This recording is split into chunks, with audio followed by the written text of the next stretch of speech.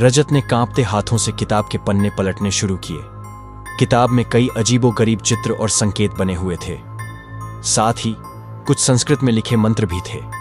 लेकिन रजत का ध्यान एक पन्ने पर जाकर ठहर गया, जहां लिखा था, आत्मा को मुक्त करने का एकमात्र उपाय यह है कि उसके अधूरे काम को पूरा किया जाए। वह पन्ना पढ़ते ही कमरे में एक तेज झोंका आया और एक फटी हुई आवाज गूंजने लगी। यह आवाज कह रही थी, तुम यहां क्यों आए हो? अगर इस जगह से निकलना है तो सच को जानो और अपना बलिदान दो। रजत की हिम्मत अब जवाब देने लगी थी, लेकिन उसने खुद को संभाला।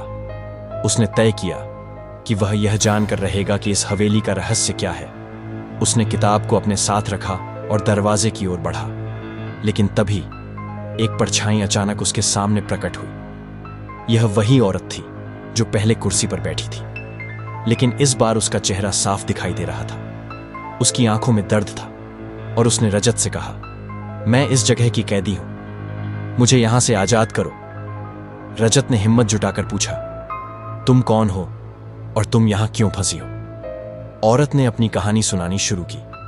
उसका नाम चंपा था और वह इस हवेली की नौकरानी थी। हवेली के असली मालिक एक अमीर जमींदार थे, जिनका नाम रुद्र प्रताप था। वह जमींदार बेहद क्रूर थे और अपने नौकरों पर जुल्म करते थे। एक दिन रुद्र प्रताप ने चंपा पर बुरी नजर डाली। उसने चंपा को अपना बनाया, लेकिन बाद में उसे इस हवेली में जिंदा जला दिया, क्योंकि वह नहीं चाहता था कि उसकी करतूत किसी को पता चले। चंपा की आत्मा तभी से इस हवेली में भटक रही है। चंपा की आंखों से आंसू बह रहे थे। उसने कहा, मेरा बदला पूरा नहीं हुआ। जब तक रुद्र प्रताप की कब्र को नष्ट नहीं किया जाएगा और मेरी आत्मा को शांति नहीं मिलेगी, यह हवेली इसी तरह शापित रहेगी। रजत ने चंपा की बात सुनी और तय किया कि वह उसकी आत्मा को शांति देगा। लेकिन यह इतना आसान नहीं था। हवेली के एक तहखाने में रुद्र प्रताप का कंकाल और उसका सोने का मुकुट रखा था, जिसे नष्ट करना जरूरी था।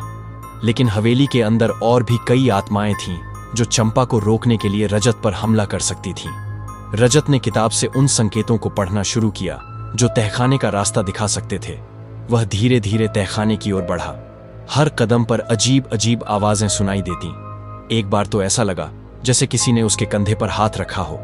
तहखाने का दरवाजा बेहद भारी था। जैसे ही उसने दरवाजा खोला, उसे वहां रुद्र प्रताप की पुरानी तस्वीरें, हथियार और वह मुकुट दिखाई दिया। मुकुट सोने का था और उस पर खून के धब्बे लगे हुए थे। जैसे ही रजत ने मुकुट को उठाने की कोशिश की, तहखाने की दीवारों से कई डरावनी आत्माएं निकलने लगीं। वे सभी रजत की ओर बढ़ रही थीं। रजत ने किताब में लिखा एक मंत्र जोर से पढ़ा और एक तेज रोशनी तहखाने में फैल गई। आत्माएं पीछे हटने लगीं, लेकिन तभी एक बड़ी डरावनी परछाई प्रकट हुई। यह रुद्र प्रताप की आत्मा थी। उसने गुस्से से चिल्लाते हुए कहा, कोई भी मेरी विरासत को नष्ट नहीं कर सकता। रजत ने हिम्मत नहीं हारी। उसने मुकुट को उठाया और उसे जलाने की कोशिश की।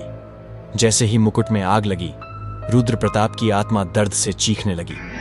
मुकुट जलते ही तहखाने में मौजूद सभी आत्माएं गायब हो गईं। चंपा की आत्मा धीरे धीरे रजत के सामने प्रकट हुई। उसने मुस्कुराते हुए कहा, अब मुझे शांति मिल गई है। धन्यवाद, तुमने मुझे इस नरक से आजाद कर दिया। रजत ने चैन की सांस ली और तहखाने से बाहर निकला। हवेली अब शांत हो चुकी थी। उसकी दीवारों पर बने खून के निशान गायब हो गए थे और अजीब आवाजें भी बंद हो चुकी थीं।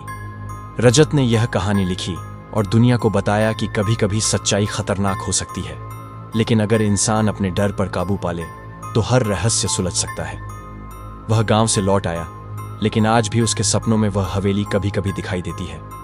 क्या रजत के जीवन में अब सब ठीक रहेगा, या इस घटना का उसके भविष्य पर कोई असर होगा? कौन जाने, शायद हवेली का कोई और रहस्य अभी भी छिपा हो।